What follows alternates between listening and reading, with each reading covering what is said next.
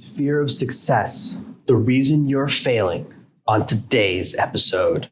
Today's episode is brought to you by SemRush, started in 2008 with one mission: to make online competition fair and transparent with equal opportunities for all. To find out how SemRush can help you compete with the big boys, go to servenomaster.com/SemRush today. Are you tired of dealing with your boss? Do you feel underpaid and underappreciated? If you want to make it online, fire your boss and start living your retirement dreams now, then you've come to the right place. Welcome to ServenoMaster Podcast, where you'll learn how to open new revenue streams and make money while you sleep. Presented live from a tropical island in the South Pacific by best-selling author Jonathan Green. Now, here's your host. The fear of success is a fascinating phenomenon, and it's been a ghost in my life for a long time. And the fear of success kind of boils down to, if something happens, will it change me? If I get my dream girlfriend, will I start acting differently? If I get good at talking to women, will I act differently? If I get comfortable with myself, will I become a new person? And will I hate that new me? If I make a lot of money, will I change? And my friends will stop liking me and I'll become someone I don't like. There's this fear that we can change into someone that we won't like anymore. Now, the truth is that no matter who you become, you like yourself. Dictators convince themselves they're doing the right thing, that the people under their thumb need their help, they're benevolent, or they're the right thing, even though often they're monsters. So we have an amazing capacity for self-denial. Because we know about that, we often look at ourselves before we change and say, oh, am I going to become like a monster if I achieve this different type of success? Now, fear of success manifests itself in many different ways, but it starts off with this fear that success will turn you into someone that you right now doesn't like. And when I was in college, I was obsessed with saying other people change, but I stay the same. That the things I like, the things I do, the things I say, the way I look would always stay the same. And of course, that lasted a few years, but of course, it didn't last a long time. You can't really do that very long, because when all of your friends disappear, you have to start over. I started feeling like I would have to become the guy who's 28, but hanging out with high school seniors, the new seniors, every single year, because he never moves on or never grows up. And at first it's cool, but then it gets weirder and weirder. It's cool when the guy is 21 and can buy you beers. It's not cool when the guy's 45 and can do your taxes. So even these ideas that we can avoid change, it's impossible. The universe is defined by a sense of entropy, which is the natural desire of the universe to move towards chaos. This is why things always fall apart. You take an empty house, it looks amazing. You build a brand new house, and no one touches it, and rain, the universe, animal, weather will destroy it. It'll eventually turn into nothing. That's entropy in action. And that's the natural state of the universe. Everything is constantly breaking down. We have to fight against that actively. And if we don't fight against that, then things get worse. It's impossible for things to stay the same. But we have these fears around success, and some of them become powerful. Sometimes we don't realize they're there. And it can start with little ideas where we associate bad thoughts with other people who've had those success. A lot of we talked about this before, of course, a lot of these mindsets that people have about money can limit us. So if we say, oh, you know what? People with a lot of money, they're bad. And there's a lot of ways to say it. You can say that they're jealous, egomaniacs, that they treat people poorly, that they act like they're kings, that money changes you, money is inherently evil. When you start to attach an ability or power to money, especially a negative one, that will affect how much money you make the rest of your life. And that's just one part of the fear of success. And I want to talk about other areas of it now, because we have talked about the money specific part before, but there's also other things. I was recently talking to someone about podcasting. I used a podcasting course. Recently, I love talking about my podcast. I love podcasting. It's a big part of my life. I have been rebuilding. If you've noticed, I've been rebuilding the blog lately. So I'm mixing in a lot more written posts as well as these audio posts to really expand the content I create. I'm trying to move in some really exciting directions. But I was talking to someone about podcasting, and they said, oh, I'd love to do it, but I don't really want to do television.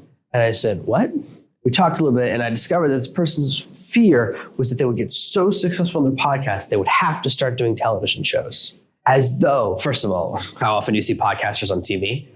Not very often. Second of all, as though when you become successful in an area, you have to go on the news whether you want to or not. They will put you on against your will. Like, this podcaster didn't want to do an interview, so we waited outside his house all night until we could catch him on the mic walking from his front door to his car. That doesn't happen for podcasters. That happens for politicians that get caught with their hand in the till. It's more of a crime thing, not a small business thing. But this fear was there. And even if the first two possibilities were real, even if podcasters did appear on TV, and even if they would hound you if you refuse to do an episode, it takes at least a year or two to get to the level. So he's afraid about something that would never happen for two different reasons. And the never happening is also 2 years away. That's a lot of stretch to be afraid of something that still is never going to happen and to use it as a justification for an action. But it's not that weird. I have talks like this all the time. What will happen if I become a best-selling author? Will people treat me differently? People think that you have one really big book or a book that does pretty well on Amazon, and suddenly people start treating you weird. You go to the grocery store and everyone acts like you're a weirdo. Oh my gosh, he's here. You go shopping at the grocery store and they lock the door so you can shop without your fans attacking you. It takes an astonishing number of book sales for you to generate a level of celebrity where people will recognize you. Because I can tell you right now, man, Stephen King could walk right in front of my house on the beach and I probably wouldn't recognize him. You can be, how many authors can you identify? I could tell you roughly what he looks like. I think he's got brown hair. I think he's from like New England. Yeah, I know he's from New England, and he might have a beard. Man, that describes a billion people. Do you know what J.K. Rowling looks like? You might, if you're a super big Harry Potter person. I sure don't. I don't know what any of my favorite authors look like. Not really. Yeah, they have that picture in the back of the book, but come on. They've been using the same book for 40 years. Like, who's that other guy? Then there's the author that does like Clear and Present Danger, all those books. He's been using the same picture for 30 years. You think he looks the same now as he did 30 years ago? Of course not. People pick one picture of themselves that they love and it ends up in the back of all their books. But we still create this idea that something will happen weird. If I become a successful author, then people will treat me differently, or then I can't do the things I'm used to doing. Or we have these creations, and whatever they are, if they exist with you and you at all, if you ignore them, they become more and more powerful. You might go, you know what, I'm not going to think about it. And you just try to put it to the side, but it still exists. It stays in your subconscious because it's not just a thought, it's a belief. I believe that if this happens, it will change me. I believe that if I sell this many books, it will change me. I believe that if I move to another country or if I get married, I'll become a totally different person, or that if I have kids, and we have these moments in life that are pretty significant. Of course, I've completely changed. Having kids changed me, getting married changed me, all that stuff changed me. And I, for years, promised I would never get married. So we make all these promises that will never change, and we still do. It's inevitable. But the fear of success, the fear that achieving the next level will alter you in a negative way, that holds us back. So what I want you to do today, I want you to have a really honest conversation with yourself and say, are there things I'm afraid of doing? Am I afraid of what would happen if I succeed? Am I afraid that if I started making 10 times more money, my friends will treat me differently? And the truth is, they will. That's something outside your control. But guess what? Having 10 times more money is way better than being stressed out about money every month and having a few friends you can commiserate with. And your true friends, your good friends, will be with you along the journey. They'll support you along the way. You don't have to worry about that too much. And it's not you changing. Oftentimes, when you become financially successful, and this happened to me, you try to help your friends, and then they're the ones who act weird. All my friends were like, you should do all the work, but you should give us money. Why would I just give you money? Work hard too. I'll teach you what to do. I'll give you assignments, but you got to be on the squad with me. You got to work just as hard as I do. But friends, man, it's very hard. And that's true. The fear of success, it's about you changing. So it's not the fear that your friends will change and turn against you. That's a different thing. And yeah, that happens a little bit, but it happens over time. It doesn't happen to all your friends. But what will really happen, the fear that we really have, is that you'll change and push your friends away, which doesn't happen. That's not real. Money doesn't change people, just like alcohol doesn't change people, okay? If someone's really kind of loud and mean when they're drunk, they were already thinking it. They just didn't have they didn't let it out until they had a few drinks. So oftentimes it's simply a personality accelerator. People who want to make the world a better place, whether it's with small money or big money, will do it. And this is a lesson that I've learned along the way. The people who say, oh, I can't pay you, or I can't pay this person when it's a small bill, they're going to do the same stuff when they're wealthy. They're going to play the same games. We oftentimes use our lack of wealth as a justification for poor or being bad fiscally, right? We say, oh, I want you to do this for me for free, but if I had a bunch of money, I'd pay you. The truth is, because I know people like this, I know people who, when they get very wealthy, they are just as bad. I one time did work for the person who is the CEO of AA in the UK. Okay, the towing company. If your car breaks down, you call them, they tow you. It's AAA in America. I tutored their kid, and they're the only people in the history of me being a tutor that ripped me off. Their house was huge, they're billionaires, and they ripped me off for 65 pounds. Super wealthy, still acted like garbage people. You think the money turned them into garbage? Of course not. They were garbage before they became rich. They stole from someone in their 20s who was struggling to make enough money to eat every month. And they're billionaires. The money did not turn them into monsters. Okay? Money doesn't make people bad, because there are plenty of people who are super wealthy who treat people very, very well. When it comes to my business and the money coming in and out, the first money always goes to my staff. I was reading a very good book by someone I'm working with about finance and being a CFO and financial decisions companies make. And some companies, I couldn't believe this, payroll comes last. That is not how I see the people who work for me. So whether you have one person who pays $100 a month or thousands of people that cost your company $2 million a month, it doesn't make a difference. It's the way you see the world. So success doesn't change you, it simply magnifies your personality. And that's important to understand. Success often frees us and gives us the ability to give back more. When you get to the top of the pile, when you achieve great levels of success, helping people is a lot easier, actually. So when you're thinking about what will happen if you start making more money, what will happen if your stresses go away, start thinking about how good it will be. Release these fears and these ideas, these negative feelings about money, success, whatever areas you have. And for every person, it's a little bit different. So I can't give you a universal answer. The one other way, and I want to really dial into this because this is something new today, the fear of success manifests itself is when you look at something and you go, you know what, it won't work. I've spent the last month putting together the best version of make money fast I can. I've rebuilt my entire earn $1,000 this month training, trying to make it way, way better. And now it's amazing. It was good before, but I've really dialed it in because I built it before through a series of blog posts that were kind of loose. And then I was teaching principles and kind of gave you the tools, but I didn't have really step-by-step. So I've taken the same material and just made it much more clear. Step 1, step 2, step 3. And guess what? Someone emailed me the other day from the new system, which has just been out for like a week and has already made a lot of money. With someone from Africa. Amazing. I didn't even know I had fans in Africa. It was awesome. It was a really great email. Very specific. She said, oh, I'm writing these 3 places. Your guidance really helped. I've already made this much money. Amazing.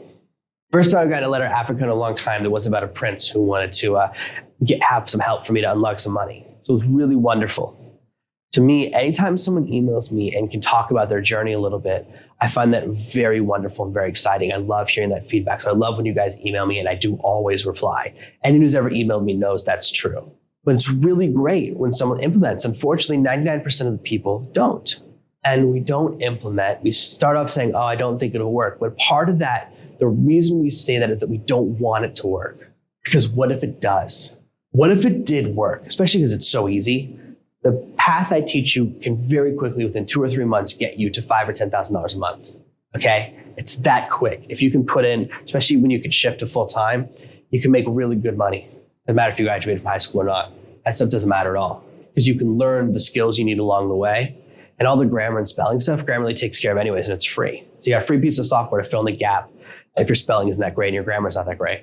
But we don't do it because if fixing the problem is easy, then the fact that you haven't fixed it for so long is a critique of you, and it becomes personal. Ego gets involved. And this is pretty common in a lot of areas. With a lot of products I work on, especially in personal development or personal growth or dating, a relationship, the solution can be very short. The solution to most dating problems can be explained in a paragraph, okay? Same thing for fitness. Hey, you're overweight. Here's the solution. Eat less, exercise every day, don't eat anything that's bad for you. Only drink water. Boom, perfect diet. Your life just changed. Now that you know that, in 3 sentences, would you pay $300 for that in a product? Of course not. But what if I wrapped it inside of a bunch of cool names, gave my diet a trendy name, like the Transformers diet, the Transformative diet, the Cybernetic diet, I give it a futuristic name, or I give it an ancient name, the Caveman diet. Don't pretend people wouldn't buy something called a Caveman diet because it would sell like crazy. All we have to do is add a little bit of sizzle to the steak. People don't want to buy the solution. They want to buy all the excitement around it. So if we surround it with a bunch of other stuff, we turn it into a 200-page book, it feels more valuable.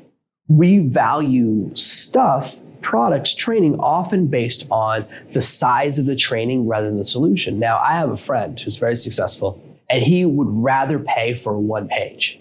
He says, hey, you know what? Just give me 1 product, 1 solution, okay? That's what he likes. So he likes 1 page that you pay for. And actually think about it. What would be more valuable? A 200-page convoluted explanation you have to spend a month reading, or a 1-page diagram with a series of steps you just go through and you have the result you want. But as humans, we don't always want that. We want more complicated stuff. Because if it's an easy solution, it's a critique of our ego. It means I couldn't find an easy solution. I've taught way more women, but I've taught a lot of men dating. And everything I've taught in dating can be boiled down to a single sentence. Dating is a skill that you can get better at. If you believe that 1 sentence, you don't need to buy a dating product from me forever. It means that you can improve. See, I grew up, and most of us grew up thinking either you're good or bad. My dad is good at dating, I'm bad at dating, must skip a generation. That was the thought I had when I was younger. I thought I could never get better at talking to women. I could never have healthy relationships. I could never have a long-term relationship, marriage, or kids. I could never have any things I have now. I thought I would die alone, that my bloodline would die off with me, and my last name would disappear from the universe because of this 1 simple belief. So everything else, all the technique, learning the right things to say, understanding how to communicate with people, all that doesn't matter because all that can be self-taught once you realize, hey, I can get better at this. As soon as you realize it's a skill, not a talent, you can get better at it. And that's a lot of what we teach here at SemRush, and a lot of things that we thought were talents were actually skills. Oh, you can get better at writing. Oh, you can get better at all these different things. I can start a podcast. Doesn't matter if my voice sounds weird. People will like it. That little piece of knowledge is all you really need, because then you can say, oh, each time I talk to someone, I can pay attention to what happens. I can test my results, and I can alter my behavior. Most people, when they go to a bar at 18, they say the exact same thing 20 years later when they're 40, however much they talk to people. And of course, most people, they have 2 or 3 conversations a night at most, but they always say the same thing. Every time they see a woman they like, they say the same thing, and women do the same thing. Women fall into the same patterns. If you could boil down dating for women, it's not as easy because it takes more than 1 sentence. But the best way to boil it down is to say, you're never going to change him. My best advice, if you take all my dating advice for women, and for women I've sold, oh gosh, hundreds of thousands of books, okay? Way outsold my books for men. My books for men did well, but my books for women have done really, really well. If you want to boil down it all into one thing, hey, instead of dating a guy and trying to turn him into the guy you've always wanted to date, just find the guy that's already who you want. That's it. That's the biggest piece of wisdom, but no one would pay $100 for that. No one would pay $1 for that. So we have to wrap it around other things because the ego gets involved. So if you disconnect your ego and say, you know what, I don't care if I haven't known something for a long time. I don't care if it makes me feel bad. I would just rather have the solution. Suddenly you can become successful again. See, we're afraid, and this is a variation of the fear of success. We're afraid that success will demonstrate we should have been successful earlier.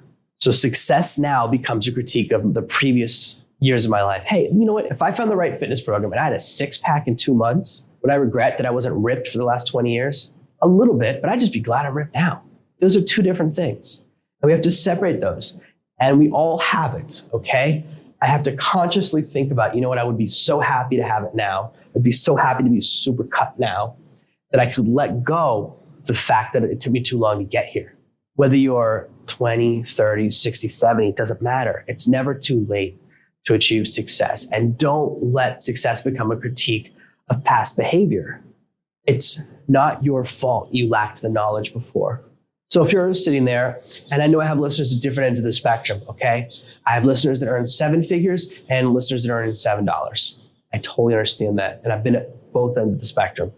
When I was younger, I worked at Toys R Us. I know what it's like, okay? I almost took a big position, working at Target when I was younger, before I ended up working the phones for a large computer company, selling stuff over the phones. So I've been at every end of the spectrum. I've been there where you're just grinding at a job you hate. I know what that's like. That's why I want to show you how to get out of there. And whether you're at the top or the bottom, this principle remains the same. If you take action, you'll achieve success. I mean, if you're right now making less than $15 an hour and you're listening to this podcast, there's no reason for you to be doing that still. You could be up to $100 an hour in the next 6 weeks if you take action. Whatever's holding you back, whether it's fear of success or doubt, man, are you kidding me? 5 times your income in 6 weeks? And you don't have to pay me anything. This is not a course I sell. This is my giveaway so that you can jumpstart and then afford one of my courses. I want you to make money first. So think about what's holding you back. Think about why you don't take action. When you say, oh, I don't think it works, or would it work for me? What are you really saying? And I want you to think about, is that really rooted in reality, or is it rooted in a fear of success? A fear that somehow you're different, or that success will be different for you, or that you'll become a different person. All of those things, gotta let go of them, because the fear of success can destroy you. And when you let go of that fear, become unstoppable, and you can achieve amazing things in your life. Thank you for listening to this week's episode of ServenoMaster. Make sure you subscribe so you never miss another episode. We'll be back tomorrow with more tips and tactics on how to escape that rat race. Head over to servenomaster.com/podcasts now for your chance to win a free copy of Jonathan's bestseller, Serve No Master. All you have to do is leave a 5-star review of this podcast. See you tomorrow. Thank you for listening to this episode of the Serve No Master podcast. Join me on my Facebook page at facebook.com/ServeNoMaster.